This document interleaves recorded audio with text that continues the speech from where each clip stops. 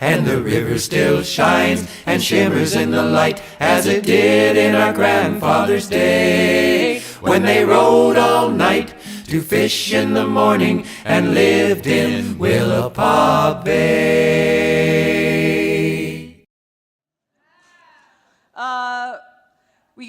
We've got our next reader, Robin Koger.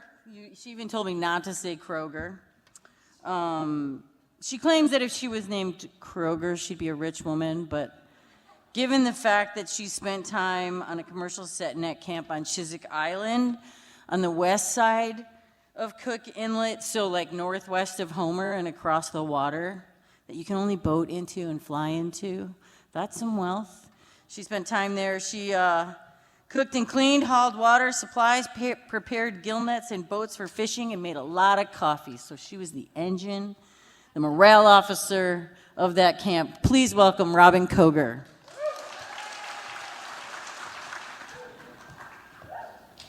Are you a pescatarian? How about you? I know you are. I am. I'm a proud pescatarian. You can ask your local librarian. You'll be shown my picture in the biggest dictionarian.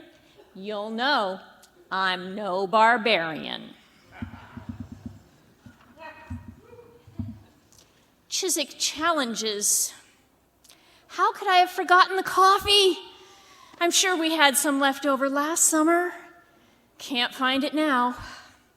It's good to be an Alaskan, where childhood friends grow up to be bush pilots, looking for excuses to fly for fun. Never been so happy to see that plane land on the beach.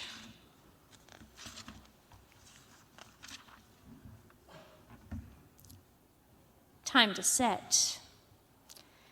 Day breaks with the bongo beat of the boat pounding on the waves, mesmerizing in the surf, bounding to the sights. Openers so short. Time to set.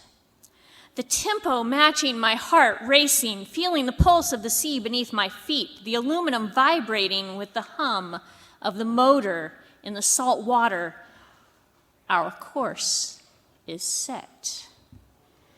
The cadence consuming our thoughts, conducting a symphony of clashing cymbals, fish and my flesh in a frenzy, too caught up in the fight to realize we are already ensnared. The date is set. Slammin' salmon. Soggy skies still wet from last night's storm. Salmon swimming in a sluice box sea, slamming into set nets, jaws gasping, silently scream, swishing and splashing, struggling against the seas, still sensing the scent of their spawning dreams.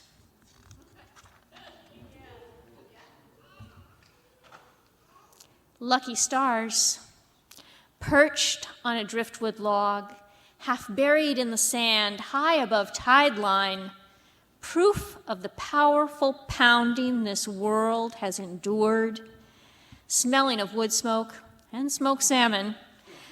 I look to the stars and find luck dancing among them, flitting and flickering, impossible to catch. Sparks rise up to join them, creating a cascade of light, reflecting amber and silver flashing behind closed eyelids, overwhelmed by the brilliance of chance that brought curious ancestors following currents and constellations, sailing to rocky shores, caressed by the flowing cadences of the sea.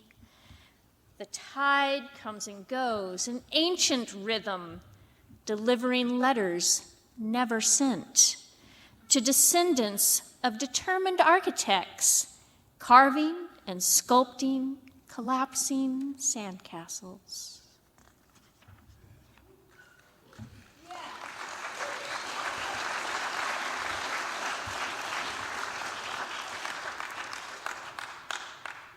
Daydream dancing in a boat on the water, dipping my fingers in the wake, feeling the spray on my face, riding the waves like surfing on my own hippocampus, holding the bow line, swinging and swaying with the swells, daydream dancing in a choral ballroom, cephalopods and sea stars circling and whirling, glowing in seagrass gowns, glittering beneath the surface, Poseidon and me.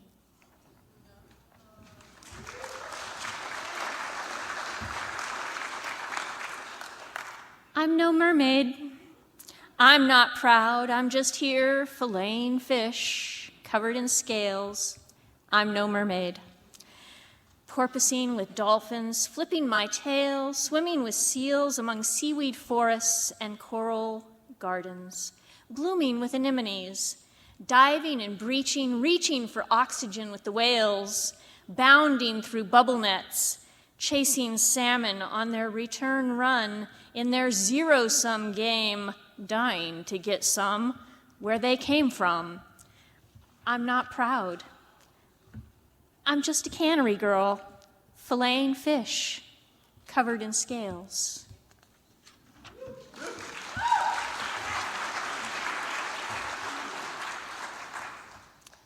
Spa day.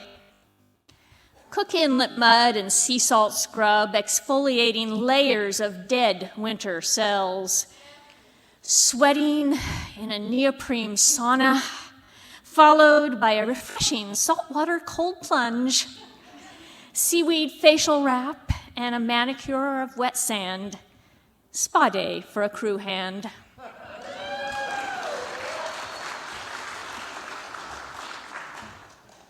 First fish. Scales surrendering to the captain's knife, sushi served on deck, passed hand to hand in praise of Pisces, the tender sacrifice.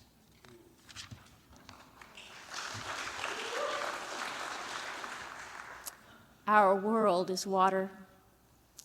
Our world is water, each of us on our own island of aluminum, buffeted by waves, crashing and pushing us against our anchor lines like nerves stretched taut, motors and hearts running on high, forcing boats and blood through narrow passages, searching for safe harbor with full holes over the hills and valleys, the ebb and flow, high tides and low, hoping for a good catch.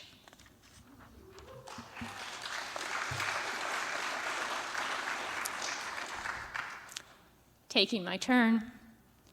Hip deep in Cook Inlet, standing firm as I hold the stern to the beach, walking the boat in with the tide. Taylor, the not-so-seaworthy dog, cowering inside.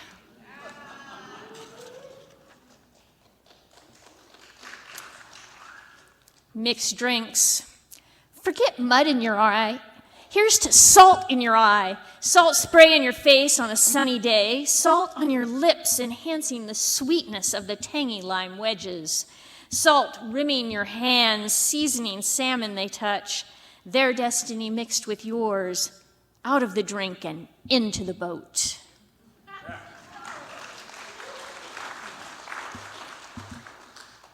Skiff skipping. Cool, cold, and frigid.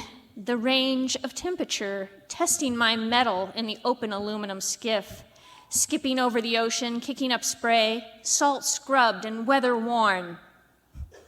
Another perfect day.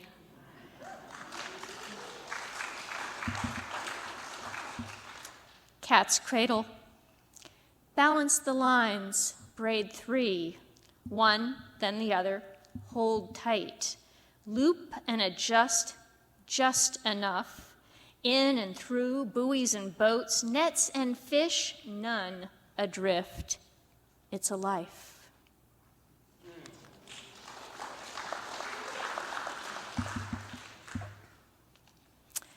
My captain is listening on the radio right now to chatter far away, a tiff accusations of rocks thrown in nets, and twice more with no response.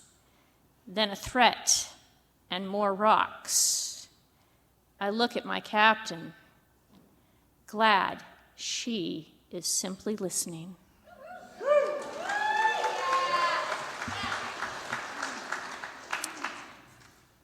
Beauty and bone, covered in sinew, tendon, and muscles toned, hands calloused and cracked, heads hard and sure, bent knees and backs, balancing boats, fish, and fools, fighting for dollars and respect, mentoring, mothering, and mending nets. Against Alaska's fisherwomen, I'll take no bets.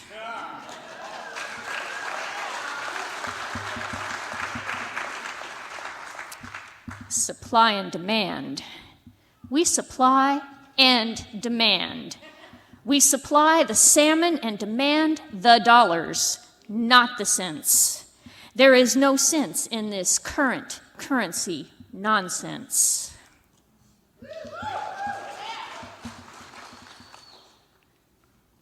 The lines we tie. We purposely place ourselves in these places where our lives are fully on the lines we tie. Relying on each other and ourselves, we fish and hope to catch while calculating the risk. The choice is ours, hour after hour, pulling and picking pounds, weighing our choices, ticking off all that we pocket, trading a life in town, tied down. The choice is easy.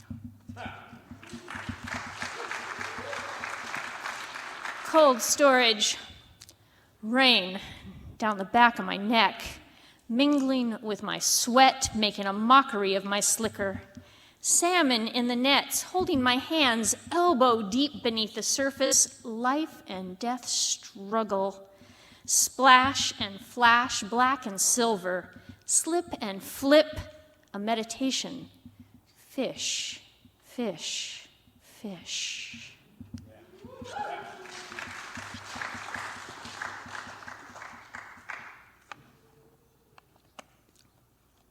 Lines. I've got too many lines to keep track of. I've got one line tied with knots tied in it I use to keep track of my speed. I've got one line tied to the buoy I use to keep track of my boat. I've got one line I use to keep me tied to those I need. I've got one line tied to my boy I use to keep him from sowing all those wild oats. I've got too many lines to keep track of, and I'm always looking for just one more line to tie it all together. I've got one line I keep tied fine. I've got one line I walk and one I will not cross. I've got one line too many. I'm tied knots.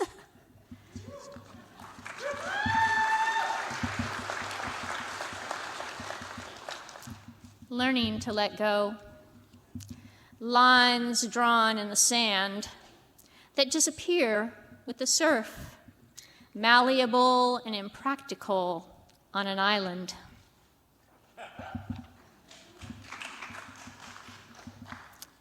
Barely fishing. Bear walking the beach where we blazed last night, trying to set nets today.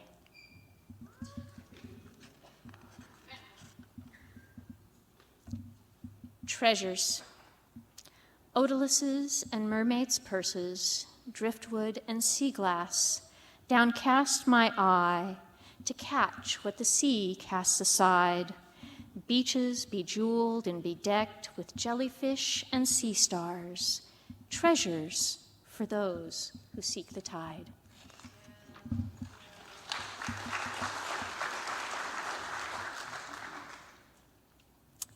My secret pleasure. How do I hide my secret pleasure meant only for myself when it's filling the air? Nothing to do but share.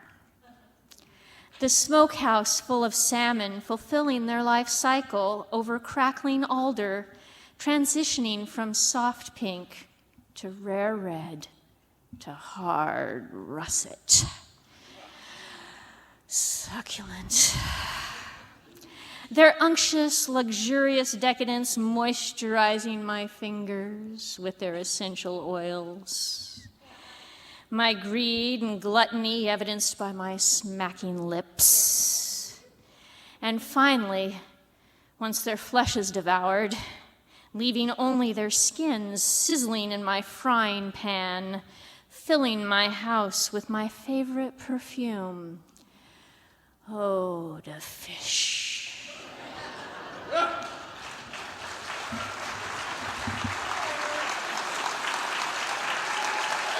Thank you.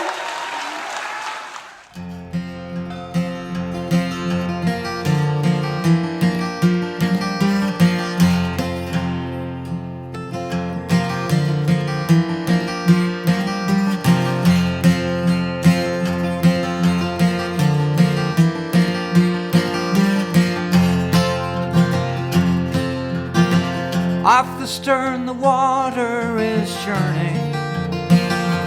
Lobster pots are dropped into the brine. At the wheel there stands a fine lady. My sweetie of 51 years is one of the presenters here, and this is her fourth Fisher Poets. So normally I would not be attending, but this year I said, okay, I'm coming. And so I had meetings in Juneau, and we came from Juneau to here, and I'm flying back tomorrow. But it's been fun so far. Well, what was your favorite? Okay, you do have a favorite, so unbiased, what was your other favorite thing so far?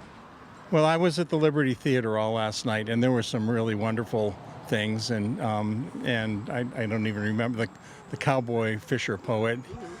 He came out with a costume that was split in half. He had a hip boot on one leg and a cowboy boot on the other leg, and he had made a garment that was a half a fishing jacket and half a cowboy vest, and he called himself a transfishmite. So, no, he's quite funny and a great poet, and he's known for cowboy poetry, but he's been coming here for years and years, and he's just part of the crowd now. So that was fun. What else can we tell folks that will entice them to come and maybe give them any tips of good ways to enjoy themselves? Well, it's an event that incites some creativity in everybody. So I've written a couple of poems. One of them got read last night, and then I'm going to compete tonight in the competition, the 30-second competition, where you have to include the word full moon, and it has to be 30 seconds, and you have to have 5 Bodhi prepositions. So anyway, I've got that composed, but I'm in the first line and the last line has to be the same except different. Well, we think we're going to try and be there tonight to witness that, so we'll look forward to seeing you again, and thanks for stopping to talk with us. Sure. What's this for? Oh, did I not start with that? So we're working on a FisherPoets Gathering archive, and it's headlined, it's our buddy's pet project, and he gets the equipment, and we come out and we record a lot of the performances, as many as we can get to. Yeah. We set up in 2 or 3 venues. We record the performances, and then we do these little on-street interviews, and then he does a whole bunch of editing and tries to upload them and get them all uploaded to Facebook. Where were you last night? We were at Astoria Brewing Company. He was live streaming at Liberty. Yeah. Yeah, that was great. Okay. Well, good. Good luck with your project. Well, thank you so much, and thanks for stopping and helping us out. Sure. Appreciate it.